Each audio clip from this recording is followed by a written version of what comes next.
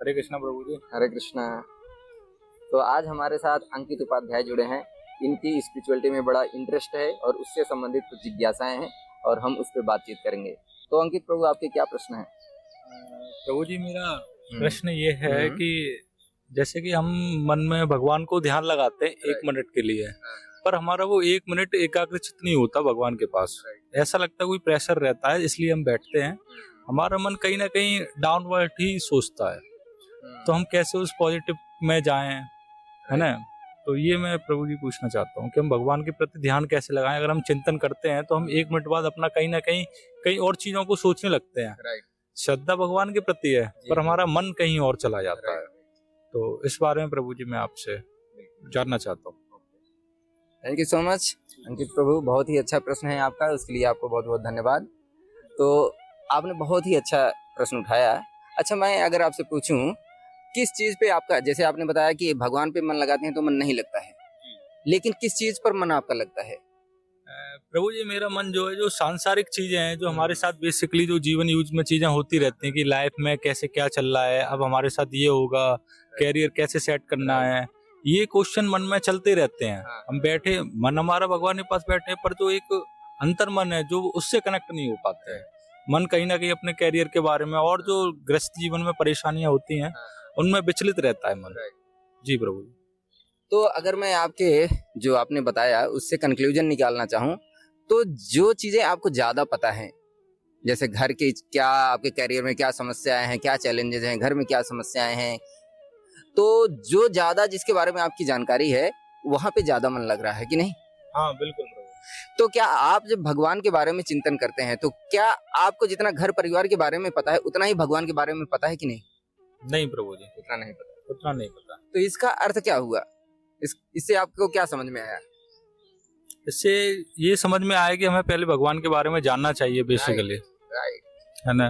क्योंकि हमारे मन में तो एक यही थिंकिंग रहती है कि भगवान जो है वो हर चीज का एक सॉल्यूशन है, वो हर चीज को हमारी सॉल्व कर देंगे, इसलिए हम उनसे चिंतन करते हैं। जो हमारा पर्सनल ओपिनियन ये है, बाकी का मुझे नहीं पता प्रभु जी। तो आपने बहुत ही अच्छी बात कही कि भगवान हमारे जो भी प्रॉब्लम है उसको सॉल्व कर देंगे। तो इससे संबंधित भगवान बोलते हैं कि 4 प्रकार की पुण्यात्माएं, आप पुण्यात्मा हैं, आपको बधाई हो, कांग्रेचुलेशंस। क्योंकि भगवान बताते हैं गीता में कि 4 प्रकार के उनके पास लोग आते हैं। कौन से? आर्तो अर्थार्थी, जिज्ञासु, ज्ञानी चा भरतर्षभ।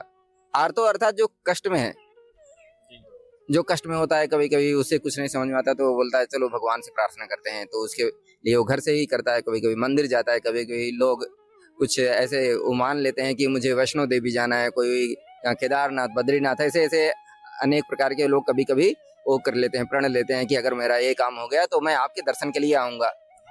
बिल्कुल ना, ऐसा गाँव में होता है, हम लोग अपने कल्चर में सुने हैं। तो ये क्या है, ये सारे के सारे पुण्यात्माएं हैं। बाकी लोग तो, कुछ लोग ऐसे भी होते हैं, भाई क्या कर रहा है भगवान, तो पता नहीं कहाँ है, हमने देखा नहीं, हमें जो करना है, हमारे पास पैसे है तो कर पाएंगे, नहीं है तो कुछ नहीं, अपनी मेहनत पे सारा हमारा भरोसा है, मेहनत करेंगे तो होगा, नहीं तो कुछ नहीं होगा। वो तो सही है, लेकिन कई बार मेहनत करने के बावजूद भी बातें नहीं बनती हैं, लेकिन वो बातें बन जाती हैं कभी कभी स्पिरिचुअलिटी में आने से, और चीजें बड़ी सरल हो जाती हैं कि नहीं? तो आप क्या है, पुण्यात्मा है, तो इसलिए आपको कांग्रेचुलेशंस अगेन। तो अब रही बात पुण्यात्मा रहने से क्या होगा, भगवान बताते हैं कि क्योंकि जैसे किसी को कष्ट हुआ, वो यहाँ वहां भी जा सकता है, लेकिन वो भगवान के पास आता है तो भगवान उसके प्रति अधिक दयालु हो जाते हैं। जैसे वैसे तो जीवों के प्रति, सभी जीवों के प्रति भगवान दयालु होते हैं। कहते हैं समोहम सर्वभूतेषु। जैसे एक माता पिता हैं, उनके कई बच्चे होते हैं, मान लीजिए 5 बच्चे हैं, 4 बच्चे हैं, तो क्या किसी बच्चे के प्रति पार्शियल होंगे और किसी के प्रति ज्यादा स्नेह रखेंगे? ऐसा होता है क्या? नहीं, उनका तो समान स्नेह रहेगा अपने बच्चों के प्रति। लेकिन फिर भी उसमें जो छोटा बच्चा होता है और जो बड़ा वाला होता है, उनमें कुछ अंतर होता है स्नेह के प्रति कि नहीं? हाँ, थोड़ा बहुत रहता है, थोड़ा बहुत, क्योंकि जो बड़ा होगा उससे हमें अपेक्षाएं ज्यादा होंगी, क्योंकि छोटा वाला थोड़ी लेट ग्रोथ करेगा। हाँ।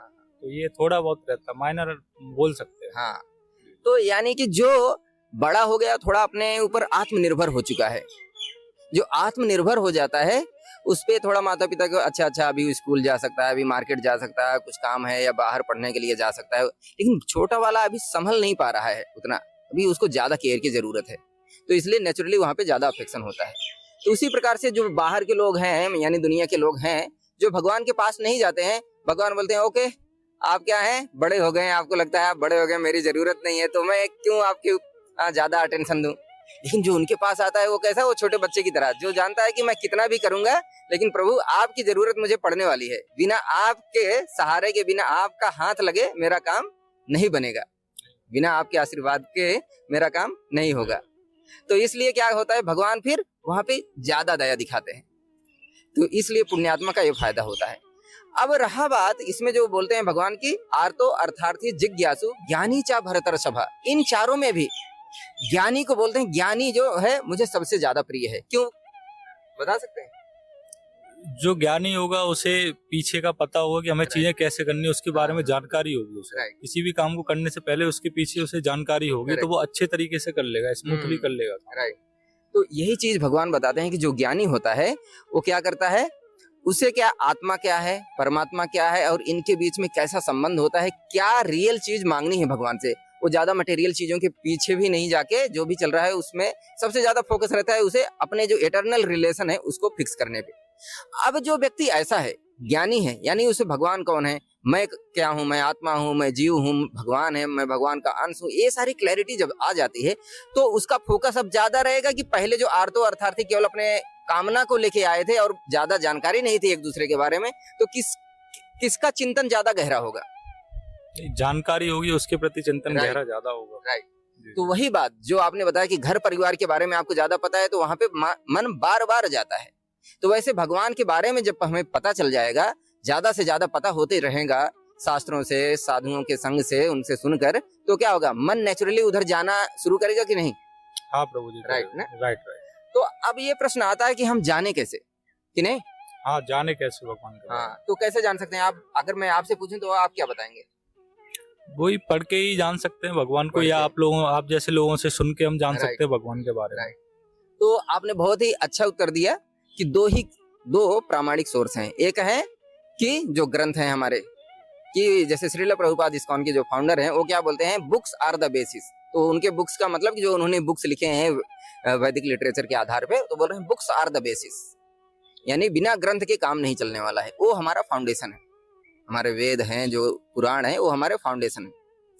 अब क्या है कि वेद है, शास्त्र हैं, उसके एक्सप्लेन करने वाले भी बहुत लोग हैं, और कुछ लोग उसको ऐसे एक्सप्लेन कर देते हैं कि उसको पढ़ेंगे हम तो हमारा मन एकदम हो जाता है, यार ये कैसी इसमें चीजें हैं, ये तो बड़ी मतलब ऐसी चीजें हैं कि हम उसे एक्सेप्ट नहीं कर सकते हैं, ऐसा लगता है।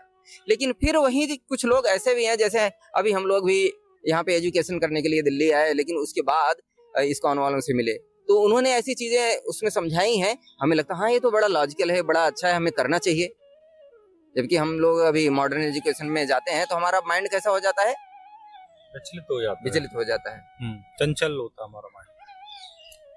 तो अब इसमें क्या होता है, जब चंचलता रहती है और एक तो फेथ भी कम रहता है शास्त्रों में, जहाँ पे आपकी विश्वास श्रद्धा रहती है वहीं पे आपका ध्यान जाता है, वहीं पे आप अपना अटेंशन या अपना एनर्जी लगाना चाहते हैं। हाँ, वहीं पे ज्यादा अध्ययन करेंगे, ज्यादा एनर्जी, अपना ज्यादा टाइम लगाएंगे, उसे समझने में ज्यादा प्रयास लगाएंगे। तो वो चीजें कहाँ पे हो जाती हैं, जब सही लोगों से हमारा श्रवण होता है। क्योंकि जैसे अभी आपने क्या पढ़ाई की है? मैंने प्रभु BCA किया हुआ है। BCA किया है, तो आपका उसमें जो भी कंप्यूटर एप्लीकेशन है, आपको कौन सा कंप्यूटर का कौन सा एरिया सबसे अच्छा लगता है आपके कोर्स का? मुझे प्रभु जी C लैंग्वेज ज्यादा अच्छी लगती है। C लैंग्वेज ज्यादा अच्छी लगती है। तो C लैंग्वेज में आपको इतना ज्यादा अच्छा लगने का कारण क्या हुआ? तो मैंने उसका अध्ययन किया है करीब 1.5-2 साल उसका। तो अपने से किया कि किसी के माध्यम से किया? नहीं, गुरु जी के माध्यम से। गुरु जी के। तो गुरु जी पढ़ाने में अच्छे थे कि कैसे थे? नहीं, अच्छे थे। तो अगर गुरु अच्छा मिल जाता है, जैसे भौतिक आपने मटेरियल एजुकेशन की, आपने एकेडमिक एजुकेशन की बात की, अगर टीचर अच्छा मिल गया तो वही C लैंग्वेज आपको इजीली समझ में आ गई, बड़ा इंटरेस्ट आया कि नहीं? हाँ। उसी प्रकार से वही गीता है, वही वेद है, वही पुराण है, अगर टीचर अच्छा मिल गया तो क्या होता है, इंटरेस्ट आ जाता है। हाँ, इंटरेस्ट जागृत हो जाता है। क्योंकि जब प्रामाणिक गुरु बोलता है तो हर चीजों को अच्छे से बताता है, समझाता है, और सिर्फ अपने नेम फेम के लिए नहीं, वो हमारे भलाई के लिए बोलता है। जब हमारी भलाई हमें कहीं दिखती है तब हम वहां पे ज्यादा जाना चाहते हैं ना। हाँ, तो हम उसके प्रति आकर्षण होंगे, हमारा मन जाएगा वहां पे। राइट। तो यही चीज है कि हमें जानना है, और जानना कहाँ से है, ग्रंथों के माध्यम से, प्रामाणिक परंपरा से, प्रामाणिक गुरु से सुनकर, जो कि प्रामाणिक परंपरा में आते हैं। जी प्रभु। So thank you so much. कैसा लगा? Thank you so much. काफी अच्छा प्रभु जी, मुझे एक्सप्लेन आपने किया है, काफी हद तक मैं आपसे सेटिस्फाई हूँ।